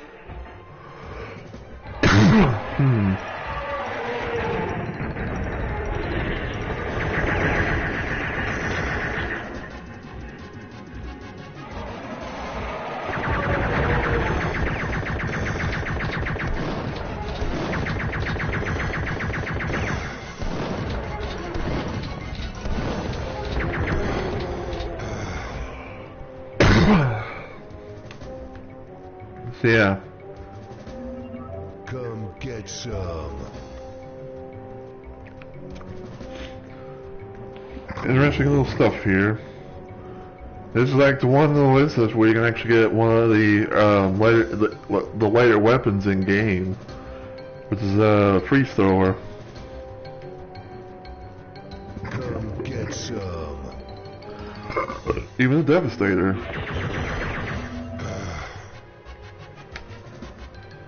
And here you got a whole bunch of you got like a whole bunch of faces of different people who like worked on the game and everything, and all that. I believe this is George Broussard, and I believe that's Ken Silverman, because I believe like it was Ken Silverman who made the build engine. Excuse me. But there I am. Looks exactly like me. You look like you're in great pain. Oh, shoot. What, I can't even remember. George, why would you put that photograph? You must have a better photograph. It looks like in this photograph you turn your face upside down to see what effect it would have. And that's what you look like.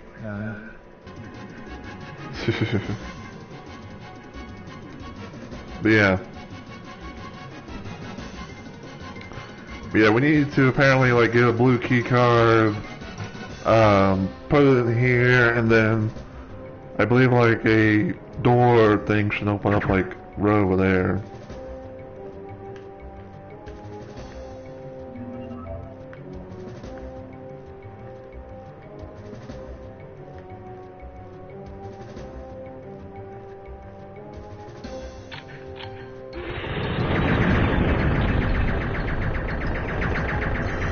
Woo! Did not expect that one.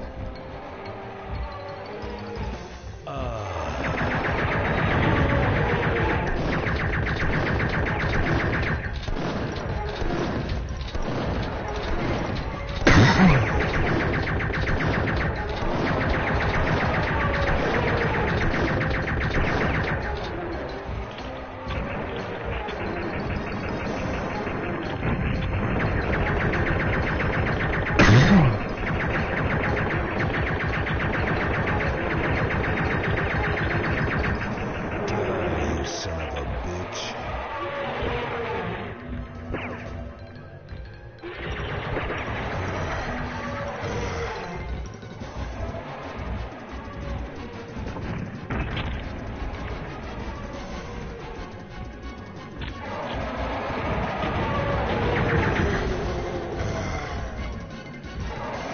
Blowing out your ass. Hold on. Woo-hoo-hoo-hoo.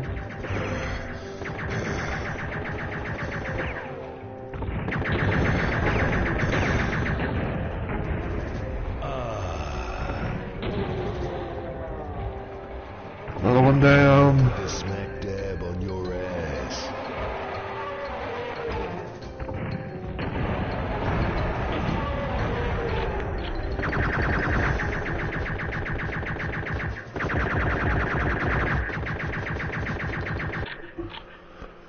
Yeah, this is definitely one of those levels where it's best to be fully equipped because I don't really know for sure if you can actually beat. Because I don't think you can really beat this if you start from like a pistol start standpoint.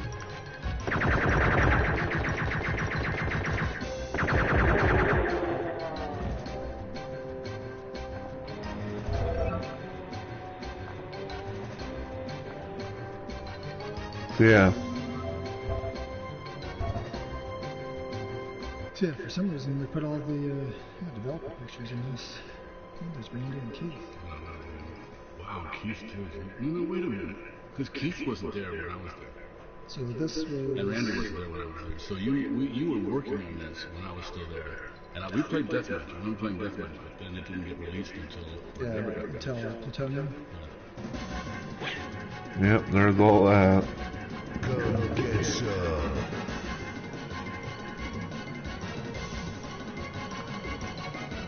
And then there's a thing just for Duke. Cool. You gotta love it. Alright, so... Gotta listen to all those.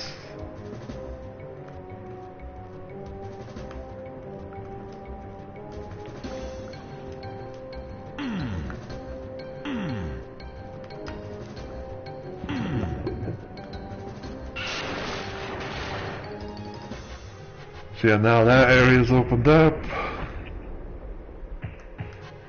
But we're not really gonna go in there just yet.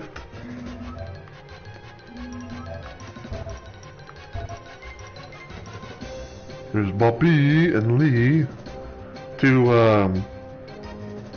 Yeah, Bobby Prince and Lee Jackson. They were music composers. They were the two main. They were basically like the two main music composers for Duke Nukem 3D, and you know they definitely made some banger tracks. Come get some. Hail to the king, baby. Oh!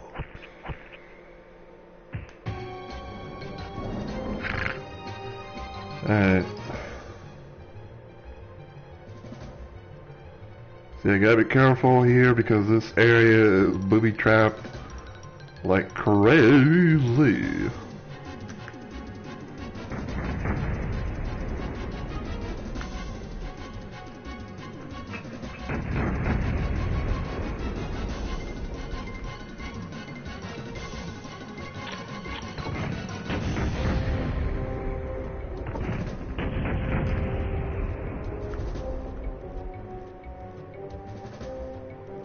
There's apparently some, looks like some shrinker and possible chain gun ammo, but I honestly don't really want to go in there. Where is it?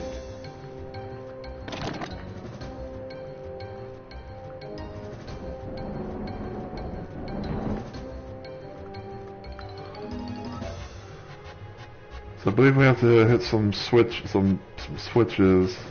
Hit that one. There's that one. There we go.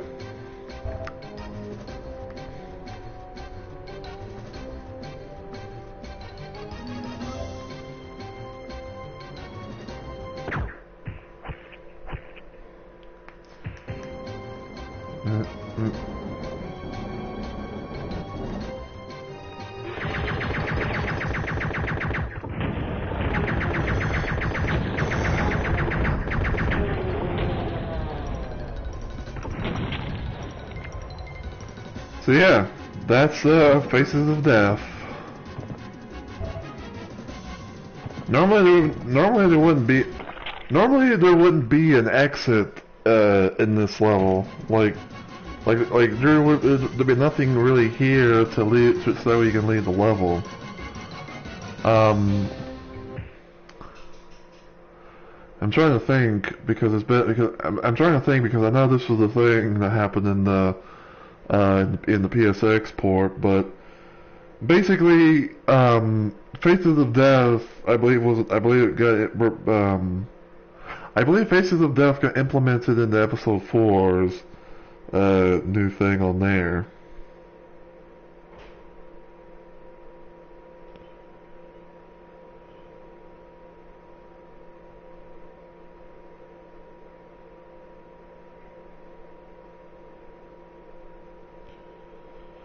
So, you know, there's that.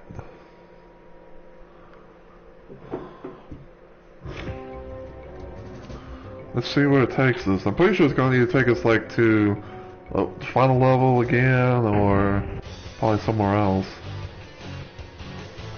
Rockin'.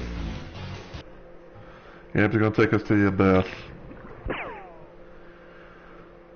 So yeah, I totally forgotten about that, because I haven't really played... I honestly haven't really played World Tour in such a long time that I kind of forgotten about like what they did with like the Faces of Death level. But yeah, like I said, Faces of Death is not a level that you can go to originally. It's something that you can basically only go to if, like, say, you're playing with like a source port, like say like EduCity 2, for example.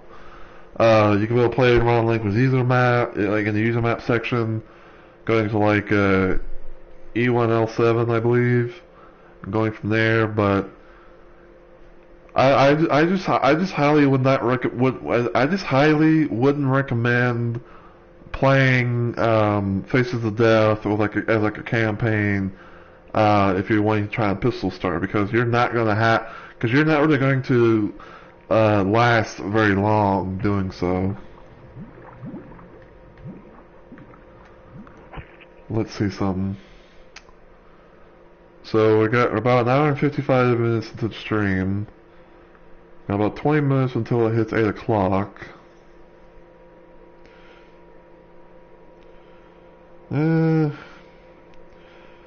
Let me check Discord real quick on my phone and see if anything's hopping off.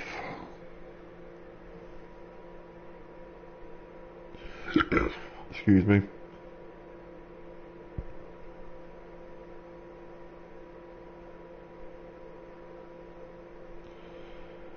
Things first, I want to go there. Can I get the fucking...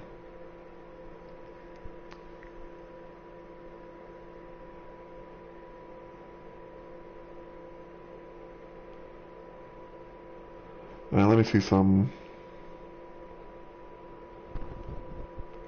It's been swapped.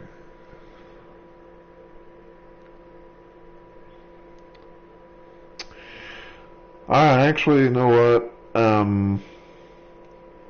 Apparently Pei is not going to be streaming tonight because I guess like she's having some, I guess she's having like to take care of some stuff, with like her PC or something like that. I don't know. So I think what we're probably going to do is we are actually going to, we're actually going to go ahead and call it here for the night.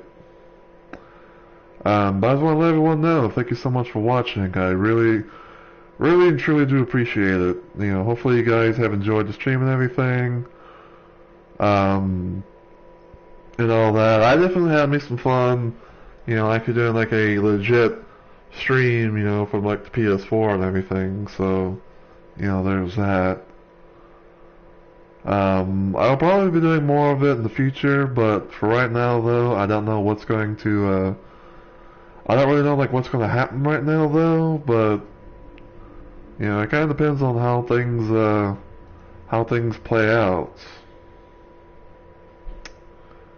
So let me see if I can do something real quick, because I have my Twitch chat box like popped out on my computer and everything. So yeah, I'm just going to see if I can do the commands. At least a couple. See if it pops up in like the PS4 chat. Okay, so there's that.